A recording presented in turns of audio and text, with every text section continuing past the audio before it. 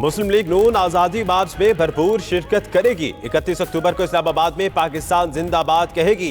शहबाज शरीफ का मौलाना फजल रहमान से मुलाकात के बाद ऐलान। अपोजिशन लीडर ने कहा कि अगला लाहे अमल 31 अक्टूबर को तय करेंगे। नवाज शरीफ की हिदायत खत की सूरत में मिल चुकी। इस्लामाबाद में कश्मीरियों से इज़हार यकजहती करेंगे।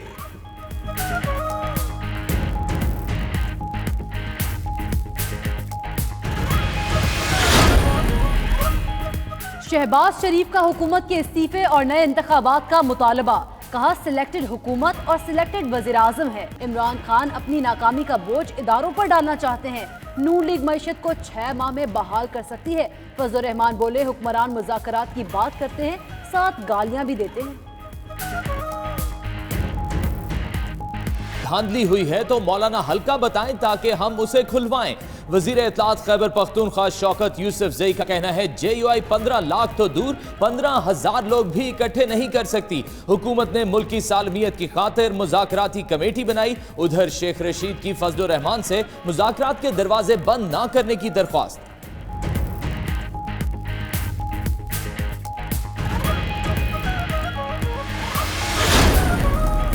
वज़ीर आज़म इमरान खान से जय्यद उलमाए कराम और मशाइख़ अज़ाम के वफ़द की मुलाकात। वज़ीर आज़म ने दरसा इस्लाहात पर उलमाए कराम का एतमाद में लिया। JUI के आज़ादी मार्च पर भी बातचीत। इमरान खान का कहना था पाकिस्तान को इस वक्त इत्तेहाद की ज़रूरत है। उलमाए कराम ने सऊदिया ईरान मुसाहलती किरदार पर वज़ीर आज़म की तारीफ की।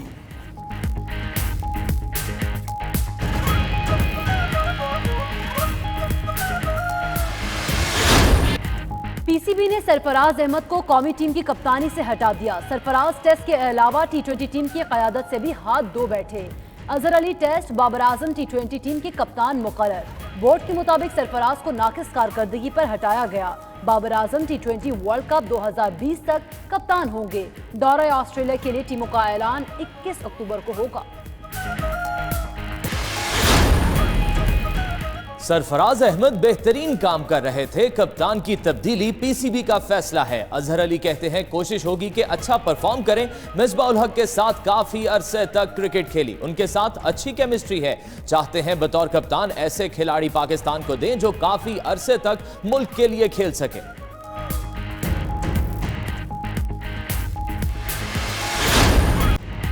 भारत की एक और नाकामी। FATF में पाकिस्तान को ब्लैकलिस्ट कराने की साजिश कामयाब न हुई। फाइनेंशियल एक्शन टास्क फोर्स के सदर का कहना है पाकिस्तान की नई हुकूमत ने बेहतर इकदाम किए। पाकिस्तान को मामलात मजीद बेहतर करने के लिए फरवरी तक का वक्त दे दिया।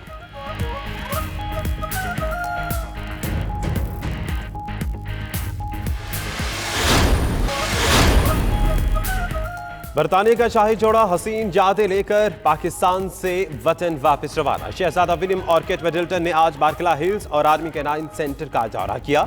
शाही जोड़े ने दौरे में सदर और वजीर आजम से मुलाकातें की। Girls college, Chitral, Pakistan monument, Badshahi Masjid, Shaukat Khanam अस्पताल, SOS विलेज का दौरा भी किया।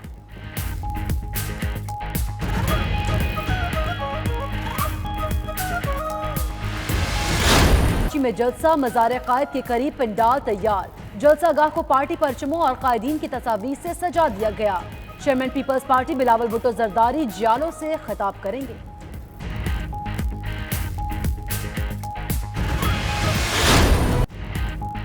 PS11 लाड़काना में GDA की कामयाबी। बिलावल भुट्टो का नताइज चैलेंज करने का ऐलान। कहते हैं सच को छुपाया नहीं जा सकता। दोबारा इंतखाबात करवाकर इस सीट को जीतेंगे। सईद गनी का कहना है कि इलेक्शन कमीशन शफाफ इंतखाबात कराने में नाकाम रहा। हम हुकूमती मशीनरी इस्तेमाल करते तो इलेक्शन जरूर जीत जाते। इलेक्शन कमीशन के तर्जुमान ने इल्जामात मुस्तरद कर दिए। घनघोर घटाएं और ठंडी हवाएं। लाहौर, गुजरावाला, ओकाड़ा समेत पंजाब के कई इलाकों में बादल बरसे।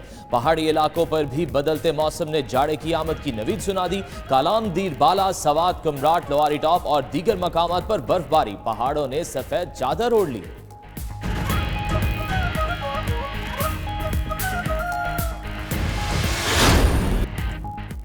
हजरत दाता गंज बख्श अली हिजवेरी रहमतुल्लाह अलैह के 976वें उर्स की 3 रोज़ा तकरीबात का आगाज। रस्म चादरपोशी की तकरीब में सूबाई वज़रा की शिरकत। खानकाए हजरत ख्वाजा गरीब नवाज रहमतुल्लाह अलैह के सजादा नशीन सैयद बिलाल चिश्ती भी मौजूद थे। मुल्क भर से अकीदतमंदों की हाजिरी। मियाँ महमूद रशीद और चेयरमैन नाजिटी न्यूज़ मीडिया ग्रुप मियाँ मोहम्मद हनीफ ने डायरेक्टर जनरल मज़हबी उमूर डॉक्टर ताहिर रज़ा बुखारी की तसनीफ ज़ातुस सालिकीन की रूनुमाई भी की।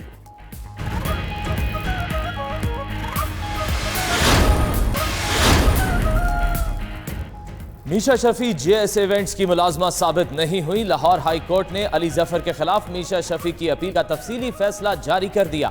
अदालत ने कहा कि ऐसा लगता है कि केस में अदालत की मुनासिब मुआवनत नहीं की गई। मीशा शफी ने खुद मुख्तार खातून को वर्किंग वुमेन की तारीफ में शामिल करने की इस्तदा की, जो कानून का मजाक उड़ाने के मुतरादिफ है।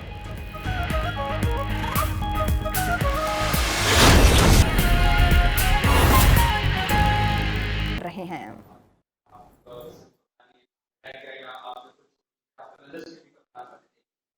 पाकिस्तान क्रिकेट में सामने वो भी आपके अपने साथ लेकर आगे कंटिन्यू करेंगे। तो अभी जो आप काउंटिंग चेक बहुत आप लोग जाते हो, आप बहुत अच्छा स्कोर करके आ रहे हैं काउंटिंग। तो ये 2 साल का गैप मिला है कप्तानी हटने के बाद, उसमें अजहर ने क्या कुछ सीखा है और हमें कैसे अजहर की आप आगे दिखाएंगे? नहीं, बिल्कुल आई थिंक आपकी बात है कि लोग तो काफ़ी कुछ कमेंट करते हैं, लेकिन आई बिलीव के वक्त आपको बहुत कुछ सिखाता भी है। और कुछ चीज़ें होती हैं कि वो आप कप्तानी करते हैं अपनी टीम के हिसाब से, तो बहुत सारे इजी होता है बाहर से कमेंट करना कि डिफेंसिव है या अटैकिंग है। इट डिपेंड्स कि किस तरह आपकी टीम का कंपोजिशन है, उस तरीके से आप कप्तानी करते हैं। तो दूसरा ये कि I think I am better prepared now to take up the captaincy. Obviously 2015 के बाद 1-1.5 साल में कप्तानी की थी, उसके बाद आपको काफ़ी डिफरेंट इंशाल्लाह मैं नज़र आऊँगा। वक्त आपको बहुत कुछ सिखाता भी है, आप बहुत चीज़ें लर्न करते हैं, फिर डिफरेंट जगह पे आप खेलते हैं, बड़ी टीमों के साथ आप बड़ी बड़ी टीमों के अगेंस्ट में खेला भी हूँ, उसके बाद काउंटी क्रिकेट खेली है और फर्स्ट क्लास में काफ़ी देर खेला हूँ उसके अलावा। और तो आई थिंक उस चीज़ से काफ़ी लर्न किया मैंने, और इंशाल्लाह जो है ना आई एम 34 ना, और काफ़ी मैचेस मैंने क्रिकेट खेली है, इंशाल्लाह आपको काफ़ी चेंजेस नजर आएंगे। आपने पिछला साल वर्जन से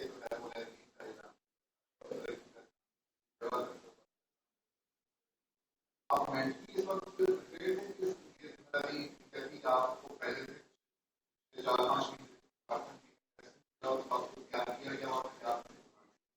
मेरे ख्याल मेरे से तो फर्स्ट टाइम बात कल हुई है, लेकिन आप लोगों ने काफ़ी प्रिपेयर कर दिया था मुझे। मेरे ख्याल काफ़ी कुछ जो न्यूज़ में पिछले 3-4 महीने से चल रहा था, जो काफ़ी देर से बिल्डअप हो रही थी, तो मैंने मेंटली तौर पे, और जो मेरे घर में बड़े हैं और मेरे जो सीनियर क्रिकेटर्स हैं जिनसे मैंने हमेशा मशवरा लिया कोई भी चीज़ करने से पहले, तो वो मैं ऑलरेडी उनसे मशवरा कर चुका था कि अगर ऐसी सिचुएशन आती है तो मुझे क्या करना चाहिए, और मैं अपनी भी पोजीशन उनको क्लियर की थी। तो मेरे लिए डिफ़िकल्ट नहीं हुआ जब मुझे कल कहा गया, तो I took this great opportunity. Azhar आप लोग के टारगेट कैसे किए ऐसे प्लान और ऐसे देखिए, बहुत इजी होता है कि टारगेट आप सिंपली बताएं कि जी हम ऑब्वियसली जीतना है। जीत बहुत इंपॉर्टेंट होती है किसी टीम के लिए भी और किसी कैप्टन के लिए भी। जीत के साथ साथ ऑब्वियसली मेरा ये टारगेट भी रहेगा कि थ्रू जो जितने भी इस दौरान में मैं कैप्टनसी करूँ, इंशाल्लाह ऐसे प्लेयर्स जो हैं वो पाकिस्तान को मिले जो काफ़ी अर्सा पाकिस्तान को जो है वो सर्व कर सकें।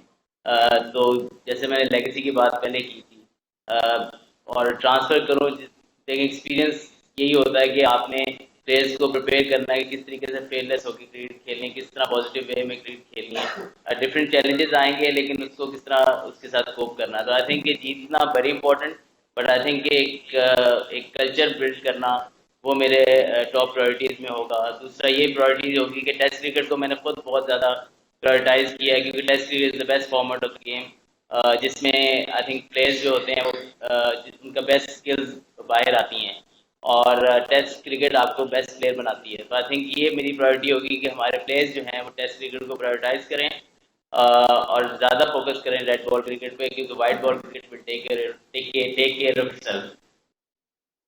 मैं आपसे पूछूंगा कि कि आपने सरफराज की कैप्टनसी के अंदर भी आपने टेस्ट कैप्टनसी के अंदर खेला है, पिछले 2 साल पाकिस्तान की रैंकिंग टेस्ट में काफी स्थिर की है, तो आपकी फिलॉसफी और आपकी अप्रोच और थिंकिंग टू टेस्ट क्रिकेट से किस तरह डिफरेंट है आप देख रहे हैं अजहर अली प्रेस कॉन्फ्रेंस करते हैं। इस मौके पर उनका कहता है कि टेस्ट क्रिकेट मेरी प्रायोरिटी होगी और इसी पर ही मेहनत करना होगी।